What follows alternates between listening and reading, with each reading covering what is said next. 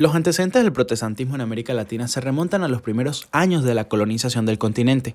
Por un lado estaban los intentos de algunas potencias protestantes de instalarse en América y por el otro la llegada de personas de forma aislada a las colonias españolas.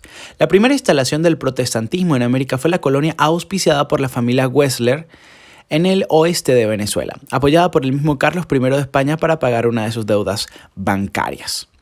El reinado de Enrique II de Francia también se instalaron en América colonias de hugonotes fugitivos de la abadía de Guanabara, cerca de la ubicación posterior de Río de Janeiro, Brasil.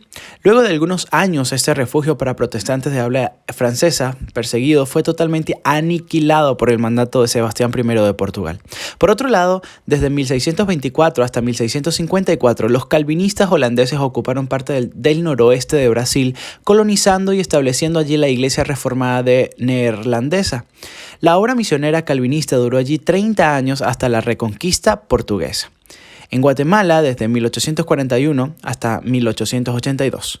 Los principios de la Iglesia Evangélica en Guatemala se remontan a 1841, cuando el marinero inglés Federico Crowe llegó a Belice para vender Biblias.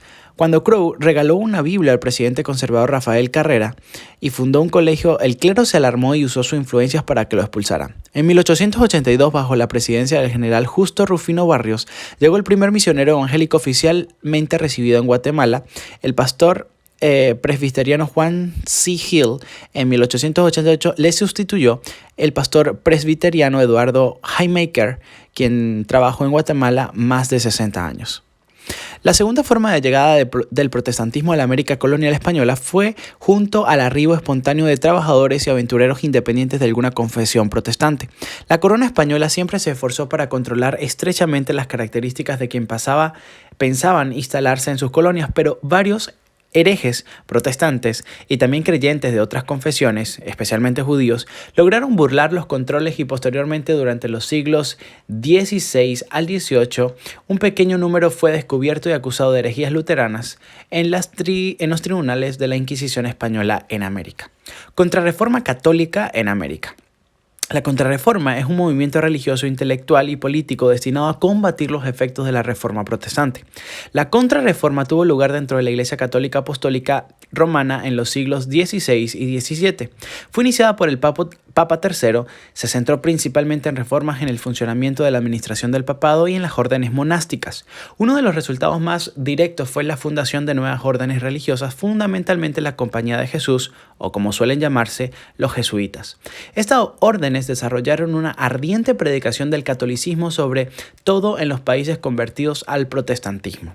Uno de los objetivos de la Contrarreforma era la evangelización de los nuevos territorios recién explorados en el Lejano Oriente, en el norte y sur de América. Por eso se establecieron escuelas confesionales donde los jesuitas desempeñaron un destacado papel de vanguardia. Diversificación y multiplicación de denominaciones cristianas en los siglos XVIII y XIX. Las implicaciones radicales de estas influencias científicas, culturales, sobre todo desde el ramo de la Ilustración, se hicieron notar en las iglesias protestantes, especialmente en el siglo XIX. El cristianismo liberal pretendía unir a las iglesias junto con la amplia revolución que el modernismo representaba. Al hacerlo, nuevas aproximaciones críticas de la Biblia fueron desarrolladas, nuevas actitudes se volvieron evidentes sobre el rol de la religión en la sociedad y un nuevo pensamiento comenzó a cuestionar las casi universalmente aceptadas definiciones del cristianismo ortodoxo. En reacción a estos acontecimientos, el fundamentalismo cristiano fue un movimiento que rechazaba las influencias radicales del humanismo filosófico debido a que afectaban al cristianismo, apuntando especialmente a los alcances críticos de la interpretación de la Biblia y tratando de bloquear las incursiones hechas en sus iglesias cristianas por presunciones científicas ateas. Los fundamentalistas comenzaron a aparecer en varias denominaciones como movimientos independientes, numerosos de resistencia a los bruscos cambios del cristianismo histórico. Con el tiempo, los movimientos fundamentalistas evangélicos se habían dividido en dos ramas, uno con la etiqueta de fundamentalistas, mientras que un movimiento más moderado prefirió la etiqueta de evangélico. Reformas católicas en reacción al crecimiento del protestantismo. La crisis eclesiástica afectaba de modo muy especial a las órdenes religiosas que siempre habían apoyado fundamentalmente a la iglesia y la cura pastoral del pueblo cristiano. Prácticamente todas las órdenes estaban necesitadas de una profunda reforma. Las manifestaciones de decadencia eran muy variadas. Habían muchos abades y priores que seguían la corte de los reyes, dilapidando allí las rentas del monasterio o convento. Otros residían en sus monasterios, pero llevando una vida de lujo y mundanidad, portándose como magnates seculares, ricos vestidos, criados, caballerizas, cacerías, etc. Los monjes o los frailes mal atendidos salían frecuentemente del monasterio frecuentando lugares poco recomendables. La vida en común apenas se daba, quebrantaba la clausura y se violaban los votos. En medio de esta situación, las órdenes religiosas fueron las que manifestaron un deseo de reforma más profundo y temprano. En otras palabras, la reforma eclesiástica comienza en la Baja Edad Media por las órdenes religiosas, que serán el gran catalizador de las restantes reformas. El sistema que se solía utilizar era el de organizar dentro de la misma orden una rama nueva llamada Congregación de Observancia. Así, los conventuales eran los monjes o frailes ordinarios y los observantes eran los que empeñaban en volver en el cumplimiento más estricto de la regla primitiva. Los grandes reformadores se proponían reformar un antiguo monasterio o convento con personas fervorosas partidarias de la observancia. A partir de ahí se difundía este espíritu a otros sitios y así se constituía la congregación de observancia dentro de la orden concreta. La siguiente es una corta entrevista que se le hace a Vanessa Umaña. Ella es católica practicante.